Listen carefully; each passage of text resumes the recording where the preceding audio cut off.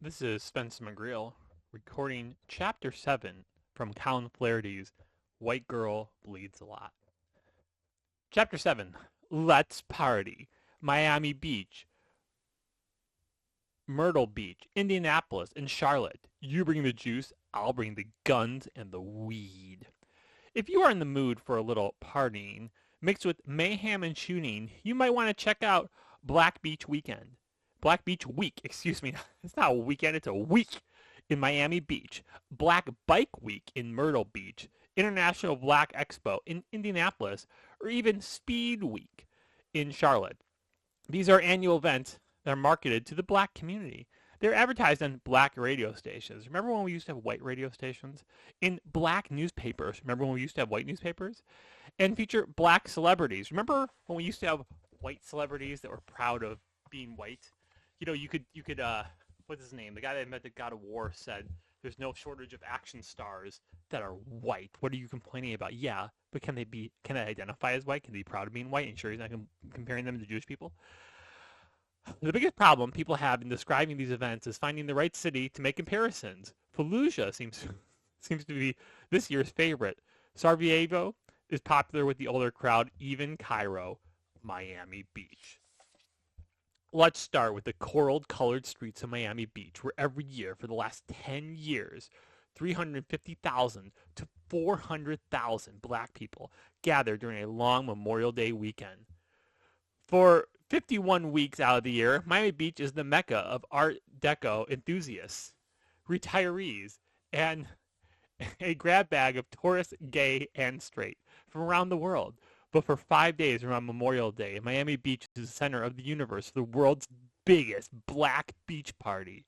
The city, excuse me, the city does more. Let me minimize this. The city does more. The city does not really host the party. People just show up. The party does more damage than most hurricanes. With hurricanes, you don't get police exchanging gunfire with gangsters trying to run them over with their cars. It's GTA. No wonder GTA is like the best-selling video game. The party is more. Oh, let's see. You get shootings, assault on police, mountains of trash, violence against people and property on a scale that can only be called anarchistic, and it's all on video. Reporters and sources fall over one another to avoid saying that hundreds of thousands of black people come to their town on Memorial Day and leave a shattered war zone in their wake. The Miami Herald reported for the past 10 years, the Art Deco district of South Beach has turned into a hip-hop street party during Memorial Day weekend, with a bulked-up police presence monitoring hundreds of thousands of young revelers and revelers, revelers. Monday early morning shootings, which resulted in one death, 4 bystanders hit by stray bullets, and 3 police officers injured, has renewed a call to replace the hip-hop themed festival with a less rowdy event, or do away with it altogether. Commentator Anito Lopez Anito Lopez said in a CBS Miami article expressing his frustrations with the mobs of people and how they turned the city into a war zone. It shows our city has nothing. It shows our city as nothing short of a war zone. Filthy streets, a drive-by shooting, multiple car crashes in the process, total chaos on the streets. This is unacceptable and must be controlled before we totally lose our city, tourism, and residents. It is not limited to Ocean Drive or Collins Avenue. The president of the Hispanic gay rights group, Unity Coalition, Herb Sosa, wrote an open letter to the Miami Beach mayor, Marihara Brower, about the Urban Beach Week. Urban Beach Week. There isn't a residential street in South Beach not affected by tons of garbage, crime, or our vehicles, excessive noise 24 hours a day, and simply a lack of respect for our communities, citizens, and property. Activist Herb Sosa wrote in an open letter to Miami Beach City Commission. Make the difficult but correct decision to put an end for Urban Weekend in Miami Beach. Yeah, but what are they supposed to do? They can't ban black people from coming to their town for a weekend. That'd be racist. Doug Gills on TomHall.com described the effects of the crowds of people on the usual pleasant beach town. This past weekend, the urban beach people hit the nadir. They turned South Beach American Riviera into a war zone. Collins Avenue on Memorial Day was indeed memorable, but in a twatty satanic sense, as the urban beach weakers made our cosmopolitan playground look more like Cairo, complete with attempted cop killings. Well, what else are you supposed to do? Yes, during this year's festivities, the urban beach weakers trashed the historic Art Deco streets, screamed, yelled, and blasted music 24/7. And then, of course, there was a attempted murder on our local police. Yes, one of the tourists tried to run over several cops with his vehicles and then shot at them, at which point a gunfire ensued between one of these winners and Miami Beach cops that made anything John Yahoo has produced look lame. Local TV said people were enjoying the holiday weekend without once mentioning the history of this event. It began in 1999 with small crowds such as urban clothing companies started off to use the event to show off their wares. It began to take off. Soon record labels entered and entertainers got involved, and the event spiraled into a mega fest of close to 500,000 people trashing the streets, creating havoc, and even breaking out into violence. By 2011, gunshots, chaos, and cars trying to run over cops were all part of the events. It had gotten so bad that one of its original organizers, rapper Luther Campbell, said he does not want anything to do with it. Just walk the streets and get drunk. Be rowdy, go to jail, Campbell told CBS's 4 Jim DeFalco of DeFade. In describing what the event has become, me personally, I wouldn't even go over there. I haven't been there probably in the last 2 or 3 years. Campbell has a long history with the affair, and initially the weekend started in the 90s as a fashion event for designers geared towards the African American community. It continued to be built over the years. As many as 250,000 people descended on Miami Beach for the long weekend. The people that were originally coming down here were young professionals, he said. Then it became free for all for the last 5 years, where it became kids, thugs, that type of element. It's almost embarrassing to watch people in South Florida who feel they have to apologize and stammer when talking about the damage this 5-day Black Beach Week inflicts on their town. God, I swear, it's like a disease, white guilt. It's gonna kill us. They are afraid someone will call them racist. Yeah, exactly. This made-up Marxist Jewish word. For noticing large-scale black criminality. Meanwhile, the folks responsible for carnage complain about hurt feelings when people notice their bad news. I'm going to highlight that. That is a beautifully worded sentence, Mr. Dearly departed Colin Flaherty. We're going to highlight that beautiful little sentence there. Meanwhile, folks responsible for the carnage, bad news. Listen to the members of the ACLU. I love listening to members of the ACLU. They said police caused the riots. Oh my God, the police's fault. The unfortunate part of this has been the racial component, said John D. Leon, president of the Greater Miami chapter of the American Civil Liberties Union. You better pay attention to him. He's very important. Which monitors police during the events. The police presence historically has seemed to heighten the tensions of the event. Bad police. Bad police! That's rich. The ACLU does not care for the racial component of Black Beach Week. If you saw this on TV, you would turn the channel because it would not seem plausible.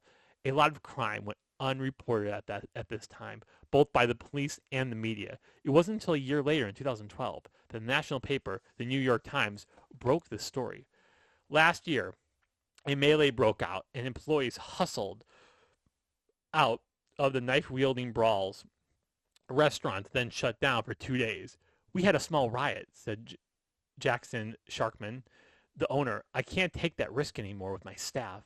A few blocks away, at the Mango Tropical Cafe on Ocean Drive, a popular club and cabaret, David Walklak, the owner, said that after a few years, his staff voted overwhelmingly to close this weekend. Mango described to remain open. Mango decided to remain open, but Mr. Walklack has removed the sidewalk cafe to protect customers. A shuttle bus will ferry employees to their cars because last several years there were robberies. They were robbed of their tips. Oh, they were robbed of their tips. Okay. That's terrible. Worse still, Mr. Walklack said that the event chased away other customers and it was a financial loss for the cafe. By 2012, more than 10 years since the first event, police were ready. Miami Beach turned into an armed camp. 600, oh my God, this is insane. 600 police with scanners checked every car coming into the beach town. Some were turned away. Others were arrested. Cops were everywhere. Violence and lawlessness were down. Lots of people. Yeah, but think of the price. Think of you have to turn your fucking city into a, you know, yeah, into a police state. Okay, police were everywhere. Violence and lawlessness were down. Lots of people complained it was not much fun. A buzzkill. You killed it. The Miami Herald maintained its perfect record of turning a blind eye. They have a perfect record. Here is how they soft battled the scene. Law enforcement calls through Sunday morning were along the line of routine weekend incidents that occurred on South Beach all the time. Just more of them. A brawl here, a foot chase there, a drunk screaming man choke holding his girlfriend. This kind of makes me want to be a cop. Wrestling to the ground by officers and stunned with a taser. People drinking and lighting up joints on the streets. A lot of low-level lawlessness, said Miami Beach Police Lieutenant Bruce Johnson as he and his squad of bicycle patrol officers darted down Washington Avenue after ticketing a man for riding for the ride's illegal window tint. Oh, now we get something. We're going to have violent shootouts with the cops. We just have illegal window tint. Low-level lawlessness? What is that? Hundreds were arrested. Wow, they got me.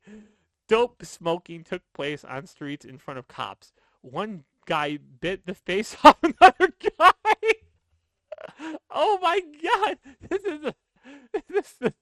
It's just a quiet weekend. And wow, I hate to see a loud weekend. But all in all, Black Beach Week was a success. Ask anyone except the residents. Most of the locals loathe Black Beach Week. They said it all over the internet. If the low-level lawlessness on Miami Beach is not your liking on Memorial Day, but you still have mayhem and violence on your mind, head over to Myrtle Beach or Black Bike Weekend. Mayhem ensues up there too. Myrtle Beach. In 2011, the otherwise quiet town of Myrtle Beach had 5 armed robberies, a stabbing, a shooting, and an incident involving a shotgun being pointed at a security guard during a nearly 8-hour period early Sunday and Monday over Memorial Day weekend. That's the violence. But there's more. More trash on the streets than anyone had ever seen before. All courtesy of 300,000 folks who attended the largest gathering of black bikers in the world. Black Biker Week has a long and violent history in Myrtle Beach, which now includes denying anything unusual ever happens in their town during Memorial Day weekend. Myrtle Beach is a family beach town surrounded by 123 golf courses. For 51 weeks a year, Myrtle Beach is upscale, genteel, not gentile. Oh, we're not talking about Jews today. Genteel and safe. Then comes Memorial Day, originally called the Atlantic Beach Memorial Day Bike Fest. Black Biker Week began in 1980 and was held just at Atlantic Beach with 100 participants. Black Bike Week got so violent and abusive from 2000 to 2005 that businesses boarded up for a week. The high crime, hyper-violence associated with the event led city officials to enact a series of laws, effectively banning motorcycle rallies in their city. The NAACP cried racial discrimination and sued to reverse the law. They won. The businesses that closed during Black Biker Week were found to be guilty of racial discrimination. Many folks were absolutely surprised. A business closed and open whenever surprised the business cannot close and open whenever they want, not when there's black people's feelings involved. Today, the NAACP has a hotline where people can phone in and complain of discrimination against anyone who has a problem with Black Bike Week and its participants. Okay, whites, listening. We need this. We need a. First of all, we need a double A NAACP for white people. And second of all, we need to have a hotline where if we get too rowdy during an event that we own, it's our event, then we can call in and complain. No words on if the NAACP has a hotline for victims of shooting and violence during the week. Okay, whatever. Local news media noted high levels of crime and littering during the week of Memorial Day 2011. But they never mentioned anything about the world's largest gathering of black bikers that had run of their town for the week. Maybe the local news media was concerned about the NAACP. Maybe they didn't like being called racist. Few white people do. News One reported that the NAACP will be looking at the way businesses and police treat African American motorcycle riders for Black Bike Weekend. Excuse me. I keep saying weekend. It's a whole fucking week. To monitor for racial discrimination, maybe they will monitor the news media too. Isn't it strange that 300,000 black bike enthusiasts can come to one small town and no local media mentions the group or its members even once? ? Good or bad, isn't that the story? Once the biking and the beaching are over, you can pick up the party in Indianapolis. Just don't forget your guns. Indianapolis. The annual India Black Expo is one of the largest black events in the country. During the several-day event in the summer of 2010, crowds of more than 100,000 black IBE goers emptied into the streets of downtown Indianapolis, where before 9:30 chaos erupted. That's so early. It's too early to get shot in the hood. That's what they say. It was right after the IBE summer celebration. Police say 8 people were wounded in a burst of gunfire in downtown Indianapolis during the Indianapolis Black Expo. I find Indianapolis so depressing. It's just like concrete, and I don't know. I went there once for to see the second Evangelion rebuild movie. It was the only place it was playing was in Indianapolis, and it looked so good, so I just drove down there for 2 hours. Okay, let's see. Back in Indianapolis Expo. 2 more and separate shootings that followed. There were dozens of fights, vandalism, one big rollin' riot. Rollin' riot. The number of people shot eventually climbed to 10. DeRigger, a black reporter interviews the white cop who said that young people are out of control. Said that it's a few people making it bad for everyone. A few bad apples. Thank God for videotape, which belies just about everything the cop said. Instead of a few people making it bad for everyone, the footage shows fights, anarchy, and rioting through the streets of Indianapolis. But no one is allowed to say it. The organizers of the event, Amos Brown III, was thankful that in 2011 the IBE was violence-free. The media hype of last year's tragedy obscured the facts that 39 previous expos were relatively violence-free too. Relatively, compared to what? The violence in 2006, the shootings in 2007, the arrests in 2008 and 2009, ... At a few weeks before the big shooting down in 2010, as many as 400,000 racing fans gathered at nearby Indianapolis Speedway in relative tranquility. On race day, state police issued 35 tickets, 27 for underage drinking, 2 for fake identification, 1 for littering, intoxication, false information, and possession of marijuana. Oh, that's it. In the run-up to 2011 Expo, city officials announced a massive increase in police presence for the event. Even so, 2 weeks before it opened, several people were shot, and police broke up several disturbances, which pepper gas in downtown Indianapolis, all involving a group of black people near the canal, witnesses say. Even the Indianapolis Star could not ignore it. The violence comes at a sensitive time for the city officials, said the Star, because the city officials worried about the image of its downtown and the propensity for violence. Although none of the shootings or fights were directly connected to summer celebration events or its venues, the annual celebration of black culture that attracts more than 200,000 people to downtown during its 11-day run has been inescapably tied to violence. Despite the record of violence and lawlessness at the events, officials of the Black Expo sponsored a public forum in Indianapolis to protect the shootings of Trayvon Martin. Oh, to protest. We gotta protect the shooter. To protest the shootings of Trayvon Martin. Poor baby angel. During the course of, and it's funny because you look back at the Trayvon Martin thing. Trayvon Martin, was guilty. He attacked this guy, right? George Zimmerman was found innocent. So all these people are just showing that they just have a pure racial bias, right? If Zimmerman was black, it wouldn't have even made the news, right? There's black shootings and killings all the time. During the course of the forum, the audience members boldly asked if African Americans should launch an armed struggle, wrote the panelist Brandon Perry at the Indianapolis Recorder.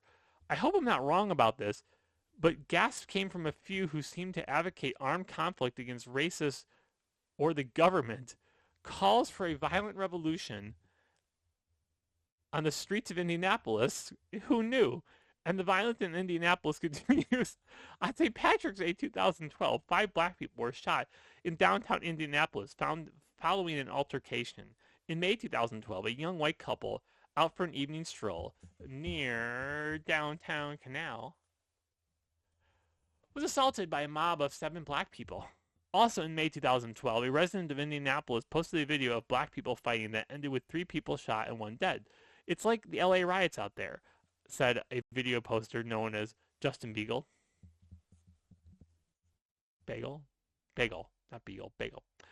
City officials, local media, and expo organizers may downplay the lawlessness of downtown Indianapolis, but YouTube is full of rap videos featuring Indianapolis black people reveling in murder, violence, theft, and drug dealing, even bragging about it. In 2012, Indianapolis hired a black police chief. Oh, finally, years of oppression are over, in the hopes that he might, or at least in part, better understand the black mob violence and stop it. It was a response to a special tip from Al Sharpton made to Indianapolis, where he blasted the mayor for police brutality and injuring 50-year-old Brandon Johnson suffered. You would assume that the police in Indianapolis aren't trained on how to restrain people, Sharpton said. 4 or 5 of them can't even restrain a 15-year-old? He went on to call the incident an injustice. No such luck. In January 2013, it started again. The Circle Center Mall, a gleaming display of downtown redevelopment when it opened in 1996, is a multi-story retail center connected and covered by walkways to 9 hotels, wow, and a convention center that was once anchored by Nordstrom. Today Nordstrom is gone, and many of the restaurants and shops, the rest of the mall, and the surrounding area are increasing hazardously. The Empty followed a series of black mob riots featuring hundreds of black people. This seems like a lot of work. 2 large groups of youth came storming out of the mall, and we overheard them talking about going to get something to eat. The next thing we know, one group followed the other group, got about a block and a half down the street, and gunshots went off, said Reverend Horatio Luster. Early in the morning, the same mall, members of the black mob attacked police officers trying to break up several large-scale fights. 4 were arrested, 1 subdued with a taser. Soon after, downtown Indianapolis looked like an armed camp, with hundreds of police officers on duty, even a helicopter flying above. Think of all these resources you could divert somewhere else if you didn't have to deal with this. The new police chief talked tough, calling the riots urban terrorism, but that dissuaded no one. In March 2013, the black mob skirted this Margaret line and took the chaos to the suburbs. This time, they attacked the Chesterton Square Mall, the largest and some say nicest shopping district in the state. Local media accounts were eager to downplay the violence and ignore the racial component of the mob. Indianapolis Star said there were 24 people involved in the fight. The NBC affiliate called it they didn't call it black. They called it a teen scuffle. The local Fox station reported a fight broke out. But people who were there say the crowds were bigger and more widespread. Okay, I'm back. The NBC affiliate called it a teen scuffle. The Fox station reported a fight broke out. People who were there say crowds were bigger, more widespread, and more dangerous than what the media portrayed, and everyone involved in fighting property destruction and mayhem was black. The violence and lawlessness began early one Sunday evening when police were called out to quell a disturbance involving 20 to 50 black people at McDonald's in the mall parking lot. 2 guns were brandished during a violent confrontation. However, unlike earlier examples of black mob violence in downtown Indianapolis malls this year, there were no gunshots, says police. Soon after, police were called to nearby Sears, where a large crowd of black people were rampaging through the store. Where a large crowd of black people were kindly and politely petting dogs, knocking over displays, and destroying property. By the time the police arrived, more than 100 black people were in the mall food court, fighting, enjoying some delicious food. Some were escorted out of the mall and ushered to a waiting bus to return home. 5 black people were arrested on various charges related to violence, guns, and resisting arrest. Not every media voice in Indianapolis is silence, waiting for the violence to go away. Silence, waiting for the violence to go away. There is at least one writer in Indianapolis that is unafraid. Writing in the Indiana Barrister, attorney Abdul Hamar Shabah is out of patience with people who have too much patience for black pathology. Well, he sounds like he might not be white, so he might not be suffering from the mass delusion of white guilt that this country's under. It's time for some tough love in this town. There's a criminal element in this town, and it consists primarily of young black men. In recent attacks on the monorail. The preparators were young black men. The Pop It Off Boy gang, young black men. The most high-ridden crime areas of the city. Who are the bad guys? Say it with me. They're usually young black men. This may be painful, but the truth hurts. There is also something even more wrong when people will read this column and get mad at me for calling me a sellout, quote-unquote, or an Uncle Tom, quote-unquote, because I was the guy who was brave enough to tell the truth. Oh, he's black. Abdul is black. Indianapolis, you have a problem. Your problem is young black men who are out of control.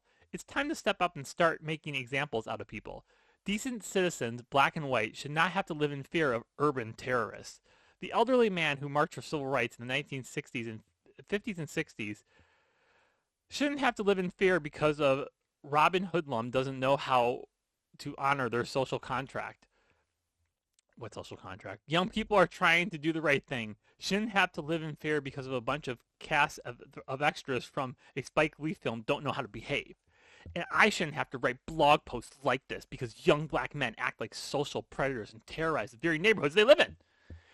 Compare this with the bumbling explanation on the video from the police administration the day after the IBE shootings. It's just a few people who made it bad for everyone, said Indianapolis State Trooper Rod Russell. Unfortunately, these situations prevent good people from having good fun. Sometimes you do need a weatherman. Charlotte. Now, this is actually a bit strange. Speed Street in Charlotte, a several-day party that precedes the annual Coca-Cola 600, a NASCAR event. The last time I checked, Jay-Z and Kanye were not singing the praises of white guys driving around all day making left turns. All right, I've never actually checked it out, but Speed Street had something for everyone.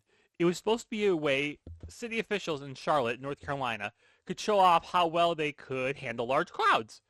The Democratic National Convention was coming here in 2012, and even though the convention deal had already been signed, they were eager to show potential visitors that Charlotte was a safe gathering place for America's liberals.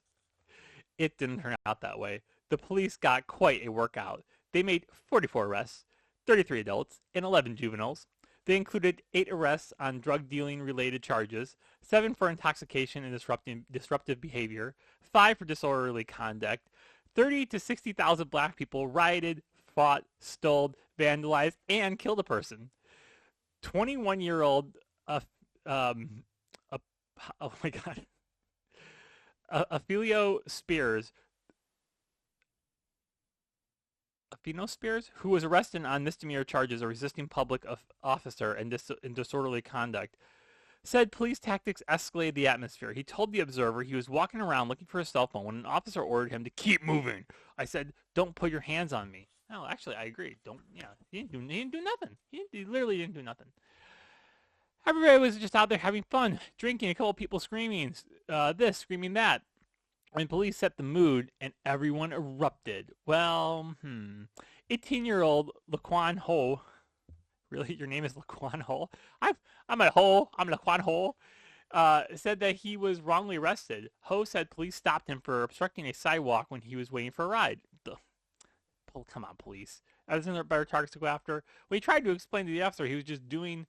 The officer said, "What you say," and he locked me up, said Ho. I didn't know how you could be arrested for not walking on a sidewalk. Yeah, sometimes it goes to their head. The video tells one story. The newspaper and city officials blame it on the youth. In the end, one person was finally shot last weekend. Another hospitalized with a gunshot wound and 70 arrests uptown in one of the city's largest mass arrests in recent memory. On Tuesday, Charlotte Mecklenburg, Police Chief Rodney Moore said the unrest that followed the Food Lion Speed Street Festival caused panic, but instead officers never lost control of the uptown. Well, good for them. We did have fights. Yeah, we had fights, Monroe said. Did we have disturbances? Yes, we had disturbances, but at no time did we ever feel that we lost control of Center City. But eyewitnesses, business managers, and others interviewed by the Observer described a chaotic scene late Sunday night and late Saturday night, early Sunday morning. The North Tyrone Street, more than 50 young people overran a convenience store. You didn't name the street Tyrone. Taking everything they could put their hands on, one worker said. All of them escaped before the police arrived, he said. On College Street, security guards at Fuel Pizza called police multiple times to report a dozen fights in the street. Owner Zach Kern said some 25,000 to 30,000 people had congregated along Trade and Congress streets when the trouble started. That's a lot of people. In a way, he was right. After bail was posted, many of those arrested had an explanation about what started the riot. The cops did, of course. In the fall of 2011, Charlotte announced it was stepping up its riot training in preparation of the Democratic National Convention in 2012. The Democrats had just announced they were canceling an event at the Speedway and instead were going to send their delegates to uptown districts. Nice. Don't forget to take lots of video. Let's head out to the Midwest, this time to ground zero of racial violence, media complicity, and official denial. Chicago, Chicago, it's the place I want to be.